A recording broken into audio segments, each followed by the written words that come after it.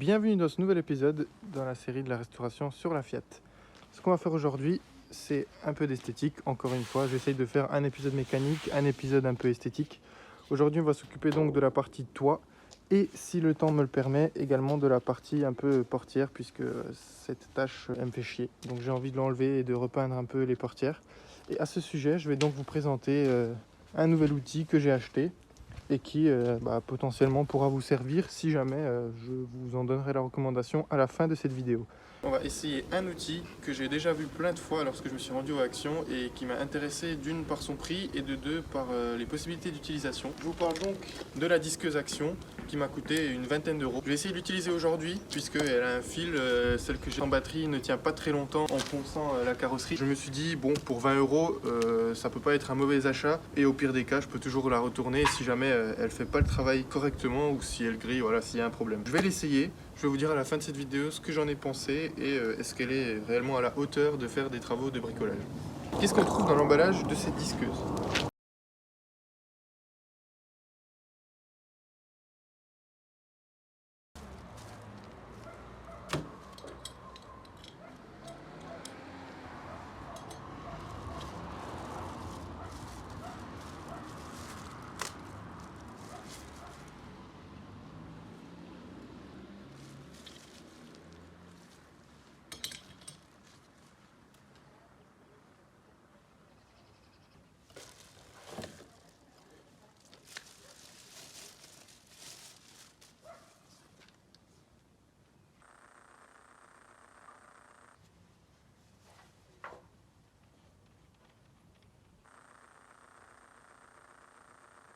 Voici donc le tout assemblé en comparaison avec mon autre disqueuse, donc la Ryobi. Au niveau de la taille, on est à peu près pareil. En termes de prise de main, voilà, les deux boutons sont là au lieu d'ici.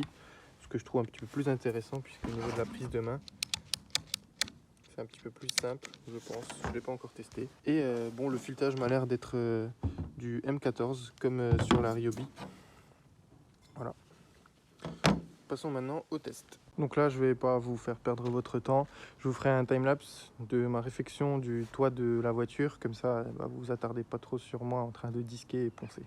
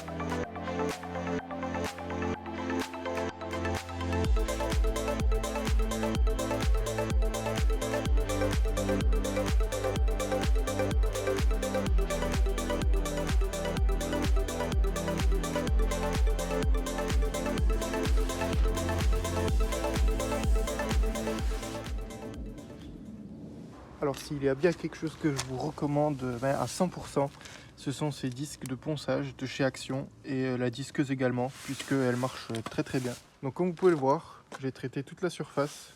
Laissez-moi juste mettre un petit coup de balai pour vous montrer l'efficacité des deux.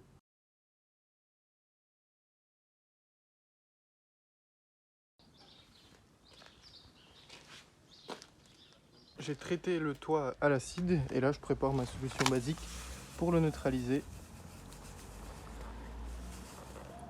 Voilà.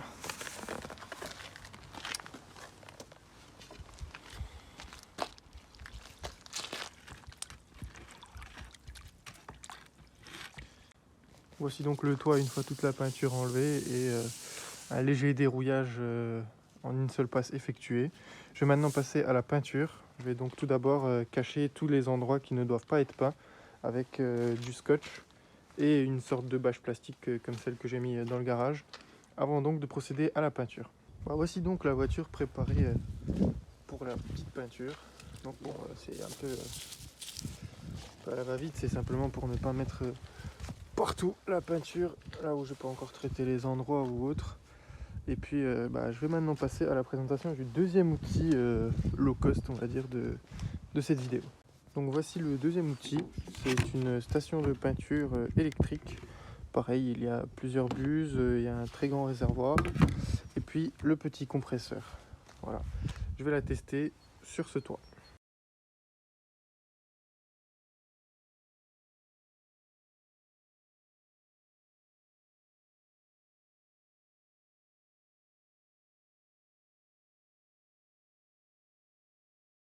De loin, le résultat doit être pas mal, mais de près, c'est pas exactement le cas.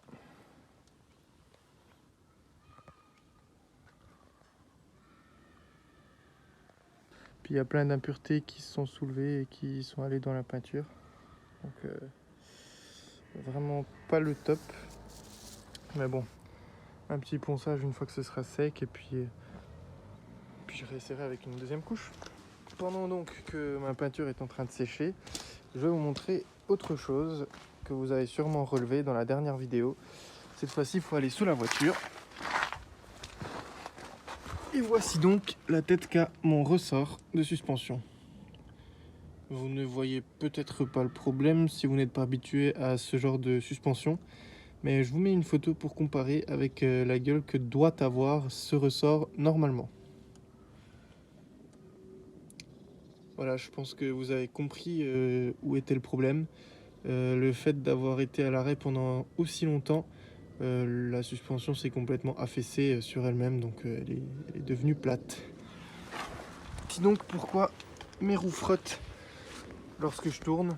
Je peux également vous donner mon ressenti sur la disqueuse donc achetée à Action pour une vingtaine d'euros. L'outil qui, je dirais, est indispensable à tous les bricoleurs, que ce soit dans l'automobile ou n'importe où ailleurs. Une disqueuse, et celle-ci franchement je n'ai rien à dire dessus, si ce n'est qu'elle fait très très bien son travail. Donc comme vous l'avez vu, j'ai fait toute la voiture avec. Donc pour 20 euros, un rapport qualité-prix très bon. Il y a également une garantie de 2 ans, 6 vitesses, un démarrage lent, ça vient quand même assez rapidement. Au bout de 2 ou 3 secondes, vous êtes à la vitesse que vous avez choisie. C'est une 125 mm, donc c'est une taille tout à fait standard, avec également un filetage M14, donc avec tous les embouts, on va dire, du commerce, et adaptable. Donc celui qui a vraiment très bien marché, c'était ce disque à poncer, qui est donc également de chez Action. Je crois que je l'avais payé 3,20 € les deux. Pareil, le rapport qualité-prix était très très bon. Donc les disques pour environ 3 €, la disqueuse pour une vingtaine d'euros. Pour moins de 30 €, vous avez un outil qui fait très très très bien le travail. Le deuxième outil, donc le pulvériseur ou le pistolet à peinture électrique, il fait son travail. Cependant, je pense pas qu'il soit vraiment adapté à l'automobile, que comme vous pouvez le voir, c'est pas top. Disons que on aurait pu mieux faire. Mais malgré cela, ça reste un bon outil pour repeindre une énorme surface. Si par exemple j'avais fait toute la voiture d'un seul coup, je pense que j'aurais utilisé ce pistolet là si j'avais pas de compresseur, que je n'ai pas bien évidemment, sinon j'aurais acheté un pistolet pneumatique. Mais sans compresseur, ça peut faire le travail. Il faut vraiment bien le régler. Donc moi je l'avais réglé à ce niveau-là de la carrosserie et je m'en foutais un petit peu de ce qu'il y avait en bas avec les petites éclaboussures. Que de toute façon je vais encore refaire la portière, l'aile arrière, l'aile avant, sous le pare-brise, etc. Donc je ferai ça cependant à la main puisque c'est des surfaces très petites sur lesquelles il n'y a pas vraiment besoin d'une aussi énorme pulvérisation. Et puis je ne vais pas faire toute la portière, je ferai surtout les parties qui sont les plus rouillées et les plus visibles, on va dire. Pareil pour l'aile, les soubassements je vais les changer plus tard, donc je ne vais pas trop m'attarder dessus, ainsi que le montant de l'aile arrière. Pareil pour les vitres ici, je vais tout de même les nettoyer un tout petit peu. Et puis je pense qu'une fois que j'aurai fini de faire la peinture sur le toit, j'emmènerai la voiture au lavage pour enlever un petit peu toute la crasse qu'il y a dessus, puisque c'est accumulé depuis un bon temps et elle tient un peu trop fort à mon goût. Voilà, la voiture est donc couverte de la deuxième couche. On voit beaucoup moins d'imperfections, mais le problème est que le compresseur en soulève tout de même et il y a une peau d'orange, mais alors impressionnante sur toute la voiture. Et puis les éclaboussures un peu partout. Mais bon, ça je le traiterai un petit peu plus tard lorsque je referai les autres éléments. Maintenant je vais reculer la voiture dans le garage et puis ensuite j'irai prendre ma pause et je vais m'arrêter là pour le moment. Voici donc la voiture avec la nouvelle modification qui est cette fois-ci le toit noir. Bon, vous allez m'agresser et m'engueuler pour la dégueulassitude, donc je la fais disparaître tout de suite.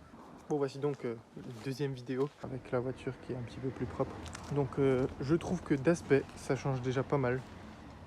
La voiture est en train de redevenir noire comme elle l'était à la base. Et voici donc le résultat final. Donc la peinture est plus ou moins sèche. Comme on peut le voir, elle est assez uniforme. Cependant, peau d'orange partout. Mais voilà, je m'y attendais un petit peu. C'était pas non plus fait pour être parfait. C'était simplement fait pour diminuer ce côté trop rouillé qui reste encore là sur les montants, donc des deux côtés, là au niveau de la baie du pare-brise et puis tout le reste. Ce sera donc tout pour cette vidéo.